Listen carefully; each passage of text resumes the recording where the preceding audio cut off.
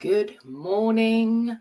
Good morning, everybody. I'm doing that little bit of a drum roll, just the drum roll to make sure that we are actually streaming into the heart space, but it looks as if we are. I'm doing that today so that I can share some slides with you. So that means that if I'm a bit slow on responding to your comments, I apologize for that. I have so many screens to help me to make sure that I keep on track with what you're doing. So as you arrive, if somebody could give me a wave, give me a comment in the chat, just so that I know that I can actually see them, because sometimes, with the best of intentions, we can't. And we are going to be talking about birth runes today. We're looking at working with your birth runes as spirit guides. This is an introductory session, so it doesn't matter if you don't know anything about the birth runes yet. For some of you, you will. For some of you, you'll be coming in and thinking, oh, it'd be nice to have a little bit of a revision, a reminder of the richness of how to work with the birth runes. And we're going to be taking a little bit of a deep dive into your sun rune as well. So as you are arriving, say hello, share your name. And if you know your sun rune, share your sun rune. And I'll be taking a note of your sun runes as you come in. Excuse me one moment. Excuse me. Excitement. And then we'll look at what your sun runes mean. We'll do that in a sort of like a little bit of a stay and play session at the end for those of you who are here live. And if you don't know what your sun rune is, I am going to be sharing with you how to find that out. So the way that we're going to roll through the session is we're going to look at why the birth runes are important, why they're so powerful to work with, why it is that I've dedicated so many years of my life to this system when there are other astrological systems available that I could have worked with. And that the other people who have come with me, the hundreds of people now who have had their birth runes reports done with me, the people in our birth runes soul journey program, which is my mastery level program for people who want to really take a deep dive into their birth runes, why do they do this? We're going to look at the history. So how did they come into being? Sort of mythic, historical, how the system has come to be what it is. I'm going to take you on then the technical bit, let's say, which we need, don't we? We need that sense of, our sage, our inner sage likes to know. How does it work? What are the 14 birth runes? What are the halls? What are the hearths? We're going to be looking at that, taking a little bit of a deep dive into that. How you can go about starting your own practice of working with your birth runes, and then we will be looking at your sun runes for those of you who are joining me. And I can't see any comments, so bear with me one moment, and while I go and look and see if I can find, just update the page and see if that will help in any way, to see if any of you are commenting. I can see that there are people live. Aha, there you go. Yes, it just wasn't showing up on my streaming page. So hi Trish, lovely to see you. Hi Suki. So I'm gonna have to apologize, because this means that when I'm looking at your birth runes, I'm gonna have to go over here to my second screen to see your comments, because they're not showing up on my live screen here. So bear with me when that's the case. Let me just take a note on my second page. So Trish, you have Ansu's as your sun rune. How lovely. Suki, your birth rune Elgas do not know the sun rune. So when you say birth rune, Suki, how have you calculated that? Have you used a particular system? Let me know, because otherwise I won't be able to do the reading for you, because I won't know the system that you're working with, and whether it's the system that whether it's your birth hour rune, for example. So just let me know that. Meggie, your sun rune is Northis. No, it's not that we can't do a reading for Elgis, and it would be lovely as a patron rune, as a guide rune. It's always nice to know how that one was calculated. So lovely. So people, absolutely, as you arrive, you can keep on sharing your sun rune as we go through. So my experience has been that all of us, to some extent, seek the epic and the mythic in our lives. Like 90% of people, for example, know their sun rune. They're interested. Oh, no, not their sun rune, apologies, their zodiac sign. Wouldn't it be brilliant if 90% of people knew their sun rune? And they know their zodiac sign. So, people have got that little bit of an interest.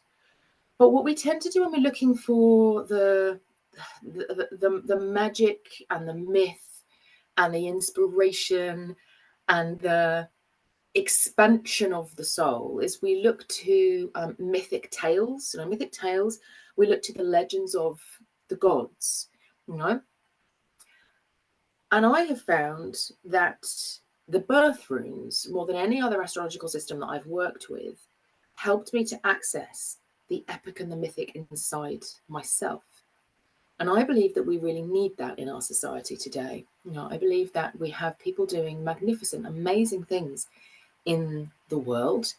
Absolutely. We have people taking heroes' journeys all of the time, but they don't necessarily recognize that they are heroes. And we don't necessarily recognize, what's the word I'm looking? We haven't really revised our notion of what a hero is. So the myths and the legends that we can access, tend to speak about the heroes of old, who are often out there. They've created these archetypal energies of, like the warrior being, or the great king, and there's a stuckness about them. Whereas we don't necessarily, and I'm going to say this with love, we don't necessarily need more warriors in the world today. In fact, our idea of what a warrior is perhaps causing some of the problems that we have in the world today. And I have found that the birth runes, more than any other system, helped me to really understand what a modern hero would look like. What a modern hero would not even fight for, would make magic for. And by that, when I think about magic, I think about using all of our skills, entire skill set that's available to each one of us, recognize ourselves as being entirely unique. Now, I believe that every single person on this live, watching this video, watching this replay right now, was born with the possibility of offering something magnificent to the world. And yet when we come in, we are offered quite narrow definitions of what success looks like, or of what like being a hero might look like. So the birth runes for me have really helped to deepen that, enrich it. They are they're guides. They guide us in our passions, to understand our passions, our dark sides as well as our light sides. And I don't really believe that there are such things. It's just the way that we've constructed. It's a notion that we've constructed about how we understand ourselves at this moment, which perhaps the birth runes can help us to unpack a little bit. Our needs, our individual needs. Why is it that my soul needs this? When I discovered that my sun rune was Lagos, I was like, oh, suddenly so much makes sense that didn't before. And they help us to understand our challenges as well, the challenges that keep coming up. Some of you might know of the term soul contracts. We talk about that quite a lot in the Birth Rune Soul Journey group, particularly when we start to look at the outlier planets. That can really help us with an understanding of like, why have the challenges come? Why do they present themselves in particular ways? Why do we find the same thing appearing during our life journey again and again and again? The birth runes really help with that. They are also healers. They support us through story, through the re-engagement with these old ancient stories that are now rebirthing. And personally, I believe that's one of the reasons that the Northern tradition pantheons and practices may have sort of gone underground for a little bit. It's almost like they were rebirthing and saying, okay, what's needed for the next era? What's needed for the next era? And I do believe that this tradition has a huge part to play in supporting the re-evolution of humanity, of the human race that we need moving forward. So they help us through story, and they also help us through energy. So every rune has a particular energy. And when we combine them with the planets that also have a particular energy, they offer a huge amount to us individually. This is like a tailored, perfect, energetic tapestry ready to wrap around you.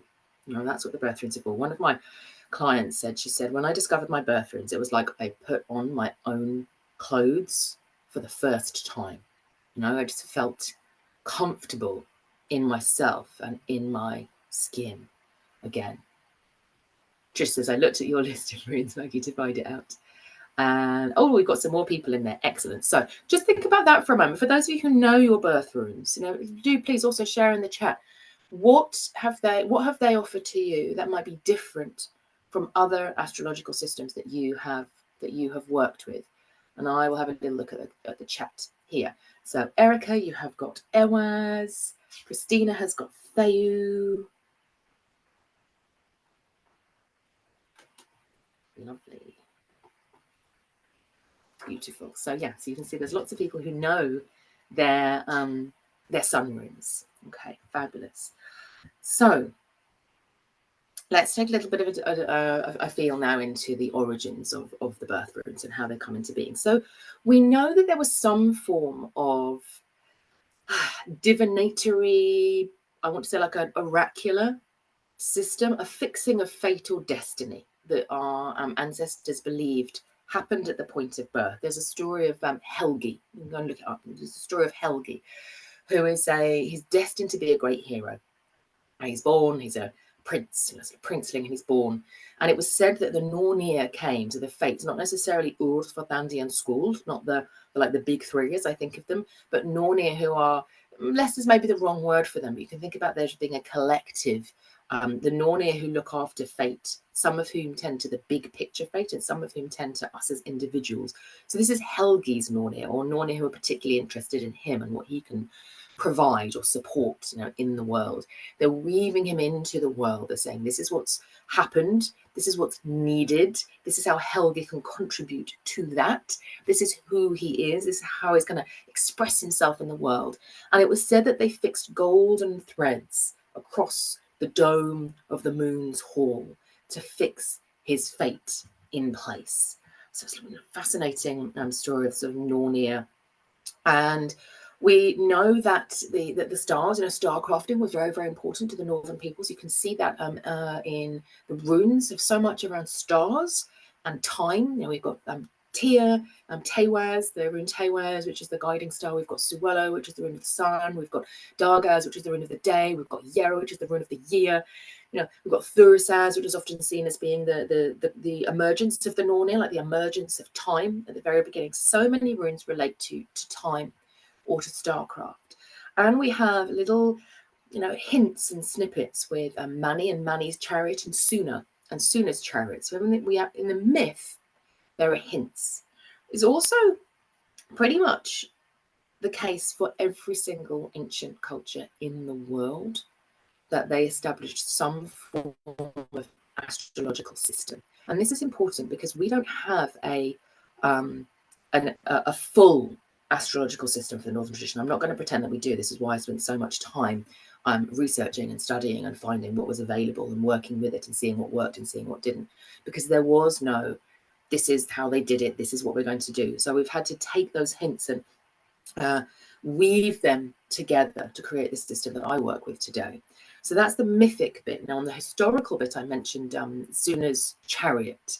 One of the beautiful finds that we have is the Bronze Age Trundolm's sun chariot.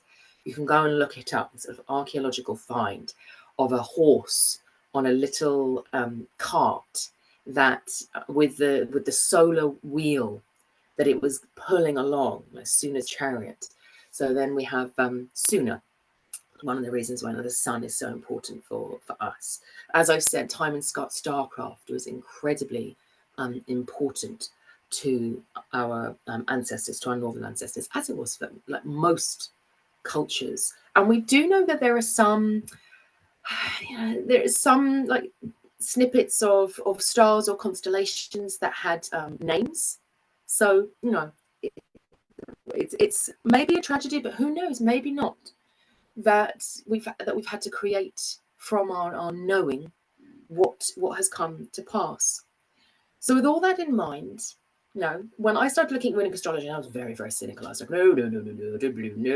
I didn't even, I've always found, I found my zodiac sign, I found it fun, interesting. I read up on it a lot because I was interested and I was looking for that meaning, but I never found something that really made me go, yeah, this is me. I can really feel it. And I remember finding out that my ascendant was Virgo. And I have nothing against Virgos, by the way, not at all. But I had like Taurus and I had Virgo, and I was like, oh my God, I'm just like the most, boring person in the universe. Sorry. Luckily I had an Aries moon, so I was okay.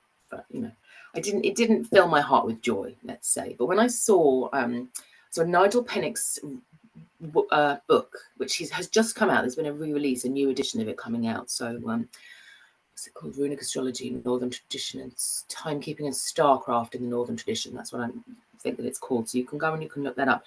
And I also found in one of Freya Aswyn's books, the first piece that was actually created that Pennick draws on was that Freya Aswyn ascribed to each of the signs of the zodiac one of the halls of the northern gods, the northern pantheon.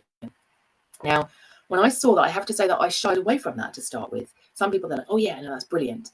Other people they're like, "Oh no, I'm going to step away from it because otherwise the systems are too merged and too close." And that's what I did for a while. I stepped away from the halls and I didn't use them for a period of time. We're going to come back to them. So Freya Aswyn did that piece, and then Nigel Pennick introduced a system where he created these let's say like a creative research process. That's what he did to find the northern tradition equivalents for each of the planets, and then he placed them around the runic wheel, of seeing the ecliptic as being the runic wheel with the runes positioned on the ecliptic, so that the way that I see it is when you were born, the runic wheel was spinning around us and stretched all the way out to the edges of Gununga Gap. And the runes are symbols, but they're also sounds. And this is one of the first differentiators between the zodiac and the runes. So the runes are emanating their sounds from across the void. Since Odin sang them into being, they have been like resonating with their sounds, going round the runic wheel. And in our solar system, the sun then moves with its own vibration, its own resonance. Suna's chariot carries the sun into one of the rune segments, and the sun's song amplifies the rune. It amplifies that the energy of the rune, making it far stronger as it's going through. So you are born into a time when your sun rune is emanating at a very strong, powerful. Think about how big the sun is. But then the other planets are also doing that. So Odin's chariot, Mercury, is in a different rune resonating. And the difference here is that whereas the sun tends to amplify the unique resonance of the rune, and as soon as like, yes, the nature of this rune, yes, let's go with that. That's brilliant. She's doing that.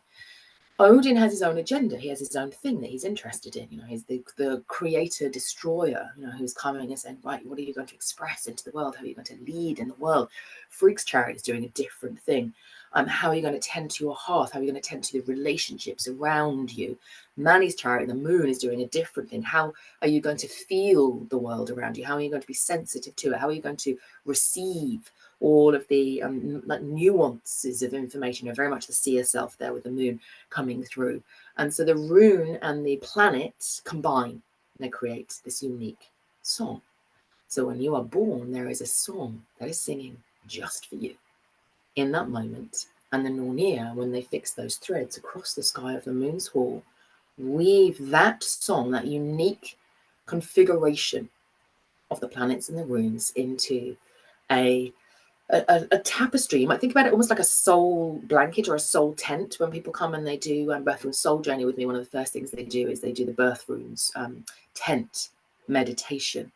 They go and feel the energies of all of their different runes. And so when we work with our runes, we are being drawn back into that moment where we were born, the moment that we chose, the moment that we became, to say, this is your unique energy, this is your unique offering, which we need so much in the story world that's created around us, to have that balance, to say, okay, this is who I am. This is not what I've been told I am. It's who I am. So that, for me, is what is happening. Now, I added to Nigel Pennick and Freya Aswyn systems my own additions. So I work with as well as the planets, I work with the first thread, which is the equivalent of the ascendant. I think about it as being the first thread, like literally the first thread to be woven across the moon's hall that fixes us to Earth with that ascendant energy. I also bring in the north and the south node. They have become incredibly important in terms of the soul's evolution, like our life journey from our place of comfort to the next evolution, the next stage of our journey, stretching across lives. And I work with the hearths of the A Senior. So this is something that Pennick didn't do. So he didn't work with the house system. For those of you who know the house system, I'll talk about it. For those of you who don't worry about this piece. So I did some very intensive work with the goddess Frigg, and she basically offered her the 12 A Senior. She said each of them has provenance over the 12 houses. So when you get a birth runes report from me, you will get all 14 of your runes. Right, these are the runes. You will get all of your halls. So for each rune, which hall is it in, which is the zodiac piece, and you will get the hearths, so that you have a lot. It's a lifetime of exploration of your own birth runes is available at that time. Let's have a look and see what else people have said then. Eric says, I'm threefold Aries. Yeah, which is threefold Ewaz as well, isn't it? So there isn't a direct correlation. Just to be really clear, for the for the halls, there is a direct correlation between your zodiac sign, so Aries, and the the zodiac and the hall. Okay, so hall is the same as zodiac in terms of calculating. They don't have the same energy necessarily. There are some really intriguing similarities, but there are some also key distinctions there. Whereas the runes, because there are 24 of them rather than 12, they are spaced around the wheel, and they overlap. So if you're in Aries, it's possible that your rune is Ewaz, because that sits in the Hall of Aries, but it's also possible that it's two other runes as well, depending on when they on where they sit. I'll tell you a little bit more about how you can work out those calculations later. Christina says, I've never really used another astrological system. My star sign is Cancer, but nothing about it has ever really resonated with me. But my birth runes just feel so right to make total sense to me. Isn't it the truth, Christina? So true. They just do. They just do make so much sense. No, once you know your birth runes, you always know your birth runes. They're always there, aren't they? Maggie says, I have an Aries moon too. Oh, Maggie joined the club. And Virgo rising too. Ah, hail to you, sister, birth rune sister. Oh, I have to have a chat sometime. No, it's always it's fun. And you'll see how we can have these shared. We do this. I do a coach and connect session once a month with people who are doing birth rune soul journey, and we do a deep dive into their we look at one particular planet, or the North Node or the South Node, and it's really nice when you find like a kindred, a sister spirit, or a sister or a brother, or just a sibling, and then you get to chat and say, oh, how do you experience this, and how does that work? Because it's hell to you, sister, yay! So yeah, this is a beautiful system to work with. It offers so much exploration, and I think for me, because the runes offer energy, they offer story, they offer energetic healing work. They can be combined in so many different ways. You can create them into bind runes. People have done wonderful work. You can create an entire song, a chanted song, using your birth runes, which is like your personal uber power song of all time.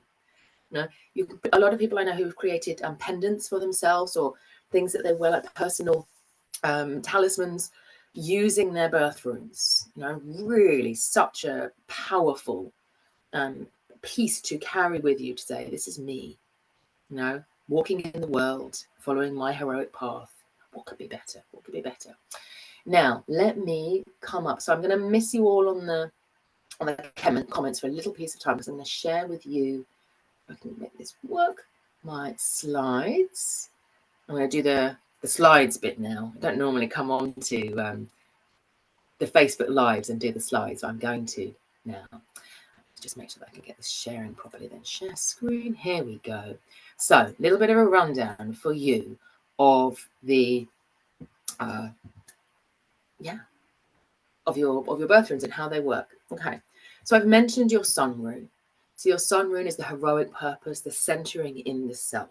Always recommend that you start here, and I would always recommend, if you're feeling off kilter, if you're feeling like, I don't feel right with myself, I'm not having a great day, anything like that, chanting your birth rune, working with your birth rune, meditating with your birth rune, best way to get back into who you are is to work with that rune. I do a daily practice with my sun rune just to start the day off right. It's a perfect way to do it. Then we have the first thread, which is the equivalent of your rising sign. And this is your practical self. expressing out into the world. It's the way that people often find you. It's a little bit, I think about this as being, the way I describe it is, any of you who've ever seen one of those epic tales where you have a knight, like a knight or a prince, is like, oh, I'm going out on my great steed, I'm going to have adventures, it's going to be wonderful, I have a purpose that I will fulfill. And and they're often like a little bit untried and untested, and they get themselves into scrapes all of the time. That's your sun rune. Okay, it's like, yes, I'm going to do this, I'm going to do this, and the first thread is going, no, first we need to prepare for this, and where's your equipment, and you haven't really thought this through, and you need a merry band of warriors with you to go on this journey. The first thread is an incredible is your practical side. So it's often the side that people meet in the Zodiac system. It's often referred to as the mask. I've never experienced it as the mask, but I have experienced it as being like the one who goes first, and checks it all out and sort of says, okay, before I'm ready to let flow with my sun rune, what's my first thread going to put in place to allow me to express my sun rune out into the world safely? So the first thread does that for us. Then we have Mani's chariot. So this is the position of the moon, the time that you were born. And this is your sensing self, your receptive self, very much centers in connection. So first thread is expressing out into the world. Hello, we're here. Mani's chariot is that receiving, how you receive and connect with others. And then you have the Nornir's gift. Now, I didn't mention the Nornir's gift, so I should mention this now. So this is, again, you can find this in Pennick's book, with the idea that there are rune hours. And for me, the Nornir's gift, because it is one of the of your birth runes that is the last to be decided. We need to imagine Helgi. He's calm and he's about to be born. And the Nornir are looking and they're going, okay, so this is his sole purpose, what he'd come to do with his son, and this is his first thread, and looks at his Mani's chart and all of those things. Which rune is going to be the most powerful for him that he doesn't yet have in his chart, that if we offer that to him, it's going to be like a buffer or a support mechanism when he needs it?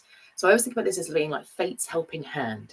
And let's be really clear. Sometimes it can be a nurturing, are you okay rune? And other times it can be, you are not following the destiny that we saw for you. So it can be a little bit of a kick, in the right direction. A shove rune. So it's fate's helping hand. It's not always the helping hand of the person who wants you to have an easy, comfortable life. They don't want you to have the hardest life in the whole universe, because they want you to be able to do stuff and be brilliant, but it's not always going to be the easiest. And these I think about as being your hero makers. Okay, so these are your hero makers. These are the first of your birth runes that you're going to want to work with. Once you're at that point, you might then bring in your south node and your north node. I'm not going to go into the technicalities of these at this point, how they're calculated, but this is about your soul's evolution. South node represents the path behind, probably the things that you brought, the gifts that you brought from previous lifetimes that you bring in. And your north node represents what you're evolving towards. So your south node is often your comfort zone, and your north node is your stretch point. It can be really fun to work with. And some very interesting and powerful initiatory ceremonies that we go through in Birth Rune Soul Journey for these two in particular, I always find. And then we have your soul singers, is the way that I refer to them. And these are the planets. So Mercury is Odin's chariot. Now, just to be clear, there are some similarities between the way that we experience Mercury and the way that we experience Odin's chariot, but not fully. So the best way I can describe this is to say, each of the planets has its own unique frequency. Physically, it's resonating out there. It carries a particular energy. And then different peoples in the world interpreted that differently and received that differently because they were working with different deities who were the patrons of that particular energy. So Odin is not the same as Mercury. They both have they're both speedy. They have a communication. There is a wanderer aspect to both of them. Hermes or Mercury wander out into the world. Similar, Zeus does the same. To test people's hospitality. Odin does the same. So you can't look at them and say exactly the same thing, because some people say, well, why isn't Odin Jupiter? Because he's the king of the gods. Because it's not the same pantheon. We don't receive them in the same way. So if you think about Odin as being Mercury, it's moving the fastest. It has the most influence on us. Other than like the moon, which moves so rapidly, it moves through a rune every day, really. We can feel Odin's chariot incredibly fast, fast moving all of the time, changing our lives. We're in at this time we are in Mercury retrograde, or as I like to say, Odin is on retreat, and we can feel it. So he has influence. Let's be really clear. So then we have, I don't know why I put them in this order down here. So we have got Frigg's chariot down here. So that's Venus. Now, again, not a total correlation. Where are Juno and Hera in this? There is a lot of that type of energy. There's no like Juno's. There's no Juno planet, is there? There's Jupiter, which you could argue that they share, but there isn't that there. Frigg is a different goddess, and the other thing with Frigg's chariot, which is interesting, is that Freya is definitely also present. And again, if you come and do some of my programs with me, I talk more about that, about their partnership, how they work with that chariot. Then we have Thor's chariot and Tyr's chariot. So Thor, protector of Earth, it's like there is a sovereignty that he has with Jupiter. Tyr, warrior deity, but very different to Mars and Aries, very, very different. So there is undoubtedly a warrior energy, a truth energy, a pushing through energy that comes, but it emanates in a very different way. Then we have Loki's chariot with Saturn, which some people are like, how does that work at all? He's the god of wildfire, he's the god of trickery. How is he the god that offers constraint? But Loki himself is bound. He is bound, and he is also the hand of fate many times, placing, like being the person that says no. When Balder dies and Odin wants him to come back, it's thought to be Loki. Loki makes the prophecy happen that Balder will die.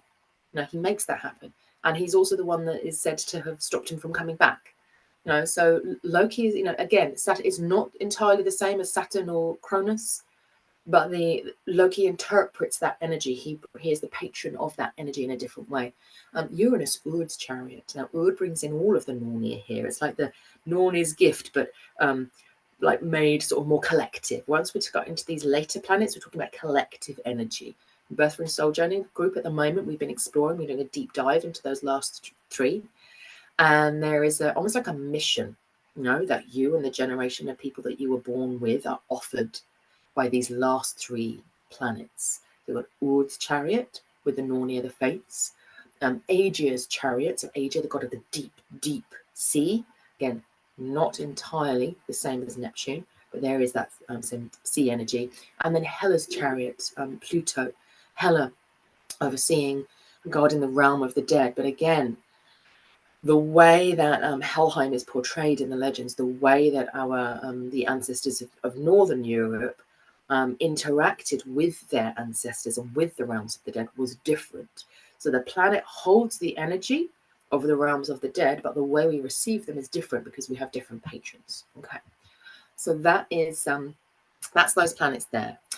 I think I've got one more slide. Is it one more slide? Maybe two. Let's have a look. Oh no, apologies. So this is just a little recap. So I mentioned the halls.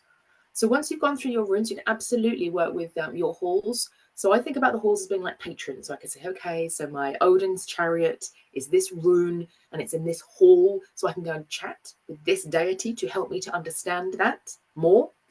And then we have the hearths as well. So the halls are like patrons of the planet, and the rune, and they can help and support and advise. The hearths offer advice and guidance and support from the Senior. So it's like we have two advisory counselors that we can go to support us in unpacking that the hero's journey that each planet offers us. So finally, for those of you who don't know your sun rune, this is the slide that I have up now is what you will find if you look up what's my sun rune or what's my birth rune. These are the dates that you will normally be given. So these come from Nigel Pennick's book.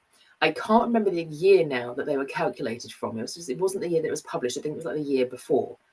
But what is important to bear in mind is that the exact dates shift every year. For the sun rune, they shift by about 1.5 to 2 days. So you could be born on the 29th of June, and you might not necessarily, the rune might for you might not be Feyu, it might actually be Dargaz right down here at the bottom. You know? So there's a crossover between the two there that you can see. You could be one on the 28th of June, and that could still be the case. So you can go and you can look up your sun rune and you can say, oh yeah, no, my sun rune, that's fine. That Thura says. And if you're sort of somewhere in the middle, if you're like let's say the 8th of August, then Thura says is most likely your sun rune. Yeah. But if you're born on what I think of as the transition points, sometimes referred to them as the cusps, but that can be confusing because it has a different meaning as well in other astrological systems. So there's like a transition point, then you're going to want to calculate your sun rune. So you can have a look up on the slide. Absolutely, if you don't know your sun rune, you can look it up there.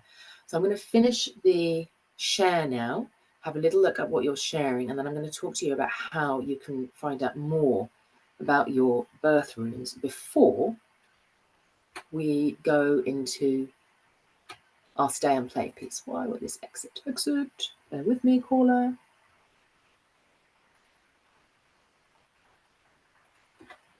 There we go. Right, so let's have a look and see what people have said here. Michelle says, good morning. Maggie, North is Bacano, and Susie Yarrow is my birth hour. Lisa, hi Lisa. So you have Suna Mani first, first thread on Norm is good. Yes, those are the hero makers. And so is Suello your Suna's chariot? Lisa, I want to make sure that I get that right. So just confirm for me if that is your Suna's chariot that you're sharing that. I can see that there's lots more comments as well, but for some reason it's being very naughty with me. I can't scroll up and down the comments, which is sad. It's sad for me. So if I've missed your Suna's chariot rune, if I haven't said it out loud, you can still share it, and we'll come to that piece in a moment. So if you want to know about your birth runes, there are a number of different ways that you can do this. So you can go to www.meganrose.com/runes/birth-runes. I'll pop that in the chat later as well. And you will find more information. I shared this as well in the Heart Space, I think, yesterday. You'll find more information about runic astrology. And then at the very end, you will see the correlations between the zodiac by degrees and the runes. And that tells you where, like in the zodiac wheel, if you've got like Aries and you are 8 degrees Aries, then you can find out like what rune that relates to. So if you're good at that type of thing, you can do that. You know, if you've already got a little bit of an understanding of how astrology works, and you can use one of the there's brilliant free calculators out there for the more established astrological systems. There is not one out there for the northern tradition, so that's why I offer the birth runes reports, which we do the calculations for you with many Excel spreadsheets, and then we create your reports for you that way. There's no automated system that does it for you, but you can do a direct correlation between them. You can also, if you need a little bit more support, but you're thinking, I can get into this, if I had just a little bit more, maybe some templates to help me to sort of work it all through, you can do that via Suna's Star Wheel. So if you are a member of Suna's Star Wheel, you have the Birth Runes Self-Calculation Kit is in your pack. It's in your electronic resources. So that's the second way that you can get it done. The third way that you can get it done is you can order your Birth Runes Oracle. So your Birth Runes Oracle will include your report, which has all of your calculations done for you. Then there are about 23, 24 pages, because they're different depending on each person, of explaining to you like what the rune means, what the whole means, what the half means, each of the deities, how the energy of Feyu in the sun in Feyu will express for you in your life. So you have a report that takes you through all of that. And then you will also get in that package a one-to-one session with me where we will go through and I'll do an oracular reading for you based on your birth runes. Really lovely experience. I love doing it with people. Sometimes we go through all of them. Sometimes it's more like a deep dive into one, and we do a journey together, or a meditation together, or a healing together based on your birth runes. It's different for every person. It's a really lovely thing to do. And you will also get your Sun Rune Awakening package, which for those of you who've done Awaken, you will know that it is the awakening package for the room, for each of the rooms. So when you do awaken, you get all 24. You know, so if you've already done awaken and then you get your birth runes report and you've done your sun rune oracle, then you can go in and you can do the awaken process for every single one of your birth runes. Hooray!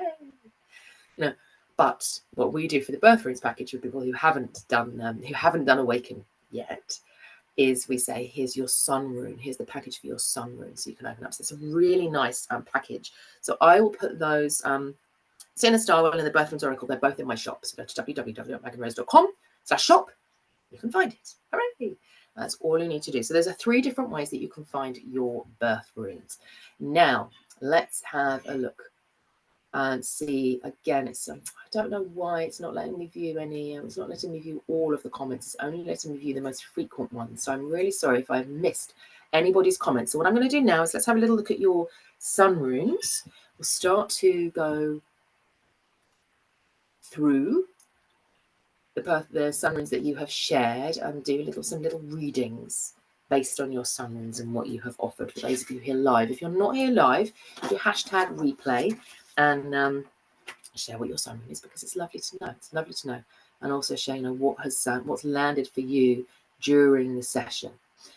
So Trish, you have got Ansus as your sun rune. And it's fascinating. The minute I feel into these now, I always want to know immediately like what people's other runes are, because I can feel like the desire of your sun rune to have that expression. But I can also feel something with your first thread. I'm wondering about the partnership between your first thread rune and your Suna's Chariot rune, because your Suna's Chariot rune relies very heavily on your first thread to allow that sense of full expression. With the Ansus rune for you, see, Ansus is Odin's rune. There is a deep thought that's coming through for me. That sense of because it's the sun rune, it's not the first thread rune. If it was the first thread rune, it would be like, yeah, Trish is out there, she's expressing herself all left, right, and center, brilliant, like gift for the gab, brilliant at presentations, brilliant at like talking to people, all of those sorts of things. But that's the first thread, because it's expressing it out into the world. Inside with the Suna's Chariot, it relates to your inner world, your sense of peace. So it's much more about your inner narrative, your deep processing ability, and giving yourself the space to make sure that Ansus rune, or think about it like the breath of the receiving, like the receiving of the world in, and drawing it right down into the roots, deep down into the roots of the tree with the Ansus rune. But then recognizing the need to then allow that to express out into the world, which is why the partnership with the first thread is so important. But it might be that there's also a sense of having spaces that are for you to receive yourself. So journaling is going to be particularly powerful for you. Singing is going to be particularly powerful for you. And it's not necessarily singing to other people or in the context of performance. And that's what's important there. Working with the voice, working with the breath, that are particularly powerful for you. So I think the key here is to differentiate between what your Ansus rune needs for itself in terms of your ability to receive your own wisdom, to connect deeply with your own wisdom, which is so like powerful there. I think about Ansus as being like the mouth of the divine itself, opening to the world. That's in you. And it's therefore about how do you feel that for yourself, and then looking at the first thread and saying, okay, how does the first thread support me in bringing that through as well, and offering that to the world if I want to do that. Meggie, you've got Northes, so that's fun for me, because obviously I know now what your Mani's Chariot and your first thread are as well. So it's a different combination, so it becomes very different with your Northes rune. There is I can see it now, because I know that you're a dancer, aren't you? You're like really into the movement of the body, and that is so powerful for Northes. So I don't know how long you've been doing that, but that is an incredibly powerful practice for you. If I think about myself and my Largus rune and the combination with Rado and Ewaz, the movement that I require, I think about the Largus being water, Rado being the road, Ewaz being the horse. Like there is I have to be in movement to allow that Largus rune to come through, to allow the channeling that I need with my Largus rune to come through, to allow all of the sort of deep stuff that's happening to surface out. But for you with the Northis rune, that is about allowing your instincts about the world, about the way that it works, about what needs to happen, about the sensations that you feel actually in your body, and that knowing that comes from the fire inside you. And so it's kindling that fire inside you. So for you, there are daily practices with the Northis rune, very much about movement in the body. What you eat is going to be important. What you wear is going to be important. The way that you experience the movement of your body from the very, just from your fingertips all the way through. There's also I can feel the sort of an Northis rune. Sometimes it was said that the Northis rune used to be scratched into the nails, particularly during birthing. There's a calling on the sort of visceral quality of the Northis rune, and a recognition that when you aren't in movement, because of the Rado rune and the Ewaz rune that you have at the moon, when you aren't in movement, that's when that sort of almost that the darkness of the Northis rune, that feeling of like stagnation, challenge, like despair almost can come through very strongly. And the key is to get back into movement. When it's sort of still and dark and not in movement, that's when the dark night of the soul that Northis can represent comes through. And so partnering with those other runes is absolutely key for you. So I hope that is helpful. Erica, you've got the Ewaz runes. We talked a little bit about the Ewaz rune because Maggie and I both have Ewaz runes, haven't we? So we've talked a little bit about that. And I know that you've got the Ewaz rune because we've worked for so long together on the birth runes, exploring the power of the birth runes together. And for you, I mean, there's not much more I can say really other than that, partnering with spirit. You think about Ewaz as being the rune of the horse and the rider, of sometimes knowing that it is your nature to lead, and it's sometimes your nature to be led, and the horse and the rider as an equal partnership rather than a dominant partnership, which we can often think about today. We think about the human as somehow like taming or controlling the horse, but that's not true. The horse is more powerful, will always be more powerful. It's a more powerful body. It's a more powerful body than the human does. There is a trust that is established. And, the horse, I remember doing a fabulous leadership training program where I went to do a day with horses. And that sense of allowing yourself to be totally and utterly present with the horse, and that they would know if you weren't, if you were being, if you were like in your ego, I'll be able to do this, goodbye, everything like that. They knew. It didn't come to you. We were practicing leading the horses without having reins or even touching them, and how that's done. So it's the toing and froing of leadership and true partnership that you embody so fully, Erica, is all that I want to say at this point, I think, for the Ewaz rune. Christina, you've got the Feu rune. Love the Feu rune. So the Feu rune is the first rune in the Elder Futhark. And it is such a rune of flow. Now, people think about it as being the rune of wealth, which it is, and the rune of life force, which it is. It is that flowing golden energy that requires, for people who really master their Feu energy, it requires such a connectedness to. It's not even, people talk about like manifestation and they talk about belief and abundance and all of those things, Feu almost takes us deeper into that, into the space of surrendering even more fully to life. We can sometimes get quite hung up on abundance as meaning wealth because it is so important in modern society. We've made it such a powerful force. But to recover the true meaning of Feu is to surrender to life, like over and over and over again, even in moments of lack and poverty. It's different to the Athala rune, which represents estate and inheritance and the stability of the land. Feyu requires us almost to be in service to it. Now, remember, there's an Anglo-Saxon word which is atheling, which means like a noble person. And one of the responsibilities of the atheling was to ensure the flow of wealth and abundance and the life force of Feyu, to ensure that it was flowing throughout the world, throughout the land. Sorry, I got distracted by the comments. That was me not being in flow there for a moment then. And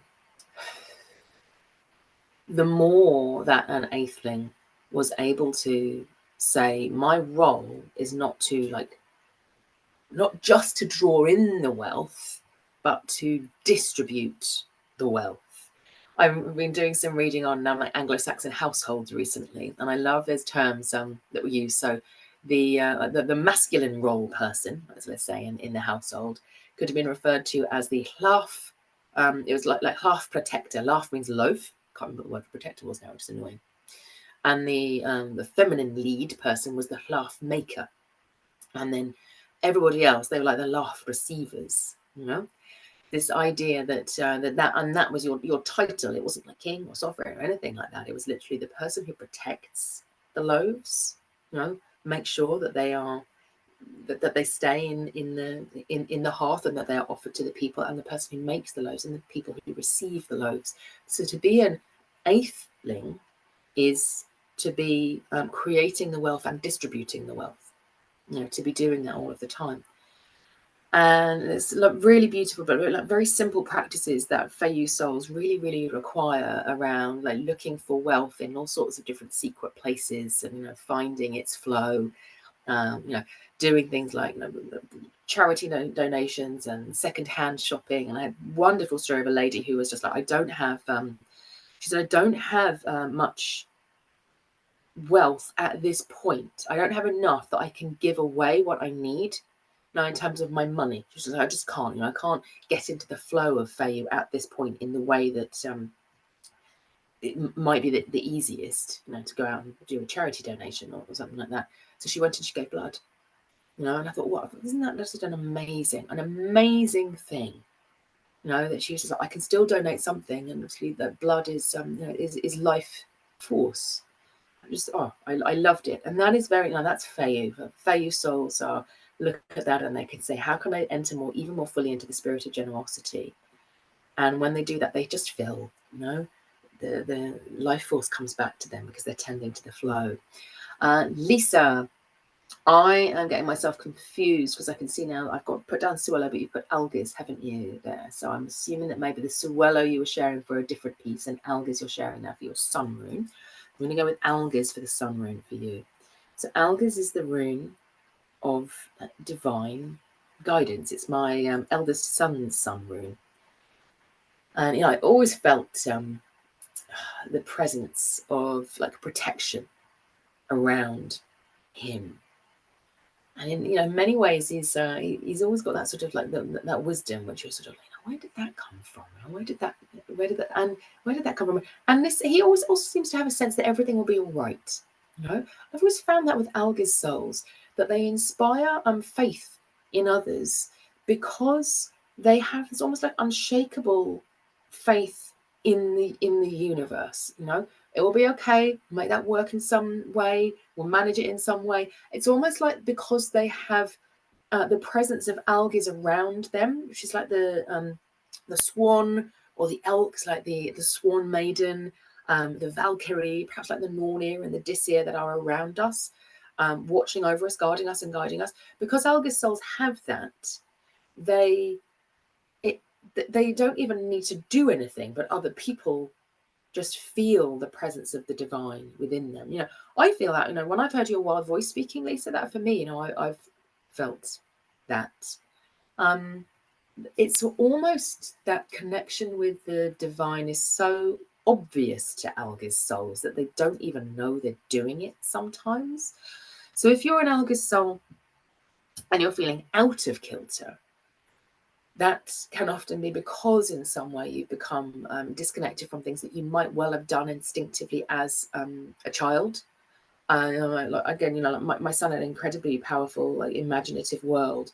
But I think we need to think about the Algiz rune in as many different ways, similar to the Feyre rune I was talking to Christina about, that we want to open ourselves to become channels for the runes that are our sun runes, and to not say, oh, this has to be done in this particular way. No, you might think about somebody like Isaac Newton or Einstein, or people who have a muse, and that is the presence of Algiz for them. It's that connection to your personal genius is the way that you might want to think about it. So it's not always about, it can be, this person is a deeply spiritual person, but it can also be this person is a deeply,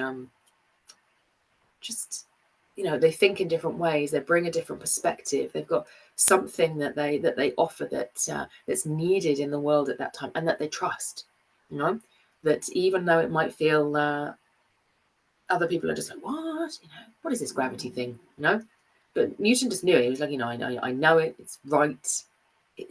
A leap of faith or a leap of consciousness is the way you might want to think about it. So Algiz people tend to leaps of faith and leaps of consciousness, and offer them out into the world. Is what I would say about Algiz people. So again, it's that. Well, how might I bring that through? Where do my passions lead me? What do I want to share into the world? And for your sun rune, it's always about saying, okay, I don't necessarily need to do anything with this yet. I need to find it inside myself first, find what makes me tick first, and then I can work with my other birth runes to look at how I can express that out into the world while keeping my sun rune energy as a place of healing and replenishment for myself. If I go out there and I offer my Largus stuff out there in the world indiscriminately, I often end up being hurt, because I'm offering from my depths, I'm offering from my soul, without having looked at how do the rest of my runes support me in doing that. How do they support me in doing that safely, and finding the spaces and the people and the structures, all of those bits come in too. So when you're first working with your sun rune, think about it that way, as being, this is for me to start with. It's a gift to myself.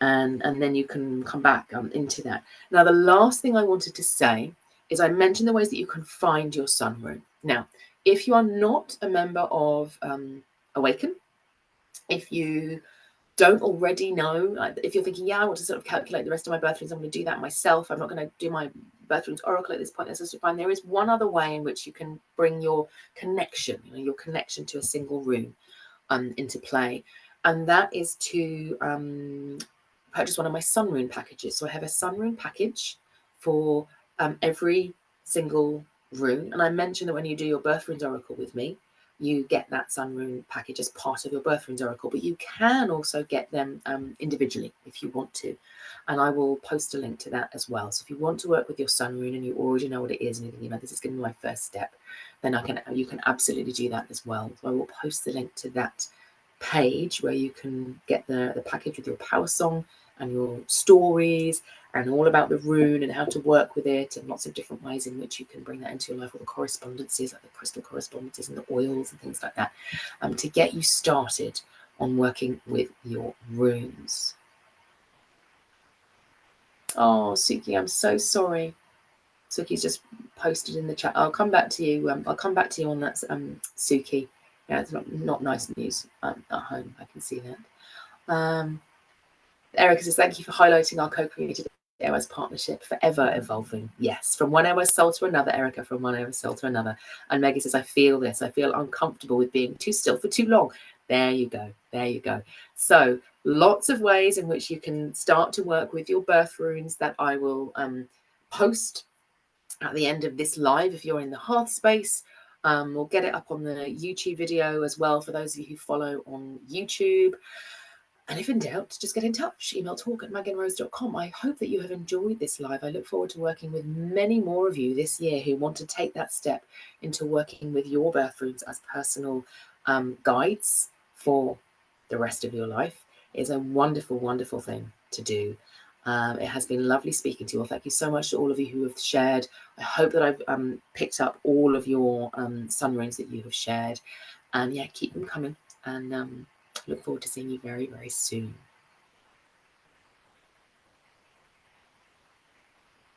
Now my mouse is frozen now, so I'm just there we go, we're stopping now. Bye bye everybody.